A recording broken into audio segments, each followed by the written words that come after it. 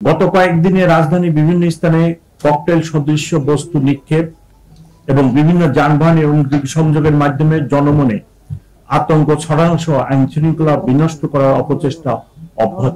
1 November থেকে 11 November পর্যন্ত 15টি ভিন্ন ভিন্ন স্থানে 17টি ককটেল বিস্ফোরণ ঘটানো হয়েছে এবং গত 2 দিনে 9টি যানবাহনের অগ্নিসংযোগের ঘটনা ঘটেছে। ককটেল বিস্ফোরণের ঘটনায় এ পর্যন্ত 17টি মামলা রুজু করা হয়েছে এবং এসব ঘটনার সাথে জড়িত থাকার অপরাধে 50 জনকে গ্রেফতার করা হয়েছে গত 24 ঘন্টায়। প্রিয় সাংবাদিকবৃন্দ, আপনারা জানেন কার্যক্রম নিষিদ্ধ একটি দল ও সহযোগী সংগঠনের নেতাকর্মীরা আত্মগোপনে থেকে রাজনৈতিক কর্মকাণ্ড পরিচালনা করার অপচেষ্টা করছে। এরই অংশ হিসেবে রাজধানীর বিভিন্ন স্থানে ঝটিকা মিছিলের মাধ্যমে জনমনে আতঙ্ক সৃষ্টির চেষ্টা করছে। অক্টোবর থেকে এ পর্যন্ত 14টি ঝটিকা মিছিল করে তারা এবং স্বল্প স্থায়ী এসব মিছিলের ছবি সামাজিক যোগাযোগ মাধ্যমে ছড়িয়ে দিয়ে নিজেদের অস্তিত্ব জানান দেওয়ার চেষ্টা করছে। অক্টোবর থেকে আজ পর্যন্ত ঝটিকা মিছিল পরিকল্পনা, অর্থায়ন ও অংশগ্রহণের সাথে জড়িত কার্যক্রম নিষিদ্ধ একটি দল অঙ্গ সংগঠনের 552 জন নেতাকর্মীকে গ্রেফতার করেছে ঢাকা মেট্রোপলিটন পুলিশ। গ্রেফতারকৃতদের কাছে পাওয়া তথ্য এবং তাদের প্রাক পরিচয় যাচাইয়ে দেখা যায় তাদের অধিকাংশই রাজধানী ঢাকার বাইরে থেকে আসে। অর্থের বিনিময়ে তারা ঢাকায় এসে ঝটিকা মিছিলে অংশগ্রহণ করে আবার ঢাকার বাইরে চলে যায়। গত কয়েকদিনে রাজধানীর বিভিন্ন স্থানে ককটেল বিস্ফোরণের সিসিটিভি ফুটেজ বিশ্লেষণ করলে দেখা যায় হেলমেট ও মাস্ক পরে তারা ভোরবেলা বা দিনের ব্যস্ত সময়ে টার্গেটকৃত স্থানে ককটেল বিস্ফোরণ করে দ্রুত ঘটনাস্থল ত্যাগ করে। অনেক ক্ষেত্রে তারা এসব কাজে অপ্রাপ্ত বয়স্কদেরও ব্যবহার করছে। আপনাদের মাধ্যমে সম্মানিত নগরবাসীর নিকট সুনির্বন্ধ অনুরোধ কোনো অবস্থাতেই যেন অপরিচিত কোনো লোককে আশ্রয় প্রদান না করেন। ম্যাচ, হোটেল, গেস্ট হাউসে জাতীয় পরিচয় পত্র দেখে বর্ডার উঠানোর জন্য সংশ্লিষ্টদের অনুরোধ করছি। এছাড়া আপনাদের নিজ নামীয় মোটরসাইকেল বা যানবাহন অন্য কাউকে ব্যবহারের জন্য বা ভাড়া প্রদান করার আগে কোনো দুর্বৃত্তের হাতে চলে যাচ্ছে কিনা দৃষ্টি রাখবেন। আপনার এলাকায় কোনো আগন্তুককে দেখলে বা সৌন্দর্যজনকভাবে ঘোরাফেরা করতে দেখলে তা দ্রুত নিকটস্থ থানায় অথবা 999 অবহিত করার জন্য অনুরোধ করছি। পরিবহন মালিক শ্রমিকদের প্রতি আমাদের অনুরোধ, কোনো অবস্থাতেই আপনাদের যানবাহন অরক্ষিত অবস্থায় রাখবেন না। কেননা গত 2 দিনে যে সকল যানবাহন, বিশেষ করে বাসে যে আগুনের ঘটনা ঘটছে, অধিকাংশই রাত্রে রাস্তায় পার্ক করা ছিল এবং এই বাসের নিরাপত্তা দেওয়ার জন্য কোনো লোক ছিল না। যদিও আমি গতকাল এবং গতকালের আগে গত পরশুদিন বাস মালিক এবং শ্রমিক নেতাদের রিকোয়েস্ট করেছি যে আপনারা বাস পাহারা দেওয়ার জন্য ব্যবস্থা গ্রহণ করবেন। তদুপরিও 1-2টি জায়গায় বাস অরক্ষিত ছিল এবং এই অরক্ষিত বাসেই তারা আগুন দিয়েছে।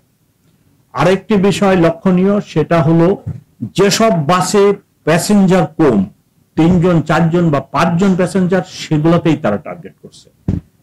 যে বাস ভর্তি যাত্রী ছিল তাদেরকে সেই বাস তারা টার্গেট করে নাই। প্রিয় উপস্থিতিবৃন্দ, ছাত্র জনতার সফল অভ্যুত্থানে 5 আগস্ট আমরা স্বৈরাচার মুক্ত হয়েছি। আজকে যারা সুপরিকল্পিতভাবে নাশকতার চেষ্টা করছে তা প্রতিরোধের জন্য আমরা জনগণের সহায়তা চাই। এদেশের জনগণ, ঢাকাবাসী অতীতের স্বৈরাচার পতনের জন্য যথেষ্ট ভূমিকা রাখে এবং জনগণই প্রতিরোধ সৃষ্টি করে রাখে। যে ধরনের নাশকতা কর্মকাণ্ড শুরু হয়েছে, এই নাশকতা আমি মনে করি যারা করে তাদেরকে প্রতিহত করবে ঢাকাবাসী। এবং ঢাকাবাসীর কাছে আমার সনির্বন্ধ অনুরোধ, ওনারা আমাদেরকে সাহায্য করুক, ওনারা প্রতিরোধ সৃষ্টি করুক, আমরা ওনাদের সাথে আছি। গতকাল পুলিশকে নিক্ষেপ করে দুর্বৃত্তরা ককটেল নিক্ষেপ করে। একটি ঘটনা ঘটে জসিমউদ্দিন রোডে, আরেকটি মৌচাকে। ফ্লাইওভারের উপর থেকে জসিমউদ্দিন রোডে সার্জেন্টের উপরে ককটেল নিক্ষেপ করা হয়। আল্লাহর অশেষ রহমত, এই ককটেল আমার সার্জেন্টের পায়ে পড়ে এবং সে আহত হয়। মৌচাক মার্কেটের এখানে পিকেট ডিউটি করা অবস্থায় তাদের উপর নিক্ষেপ করে, কিন্তু তাদের গায়ে লাগে না। এই দুর্বৃত্তদের প্রতিরোধের জন্য আমরা যেমনটি নগরবাসীর সাহায্য চাই, তেমনি আমাদের সাথে এই দুর্বৃত্তদেরকে গ্রেপ্তার এবং আইনে সোপর্দ করার জন্য বিগত 1 বছরের বেশি বাংলাদেশ আর্মি, বিজিবি এবং বিভিন্ন গোয়েন্দা সংস্থা সহযোগিতা দিয়ে যাচ্ছে। আমি বক্তব্য বাড়াতে চাই না। সর্বশেষ আমি আপনাদের এবং ঢাকাবাসীর সাহায্য কামনা করি। সামাজিক যোগাযোগ মাধ্যম খুবই শক্তিশালী এবং বর্তমানে আমরা এক মিডিয়ার জগতে বাস করি। আপনাদের কাছে আমার রিকোয়েস্ট, এমন কোনো ভিডিও বা কিছু সামাজিক যোগাযোগ মাধ্যম বা আপনারা কোনোভাবে প্রচার করবেন না যেটা ঢাকাবাসীর কাছে ভুল তথ্য বহন করে। আপনাদের সাহায্য ছাড়া ঢাকা মেট্রোপলিটন পুলিশ ঢাকাবাসীকে সেবা দিতে সক্ষম হবে না। তাই সকলের নিকট অনুরোধ, আসুন সবাই মিলে আমাদের যে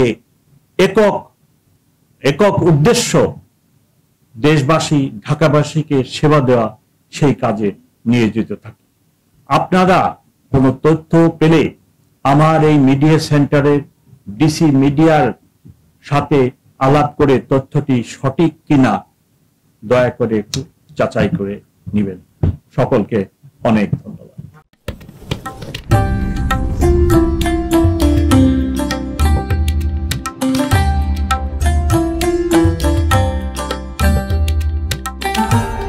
এমই টিভি, স্বাধীন বাংলার স্বাধীন কণ্ঠ।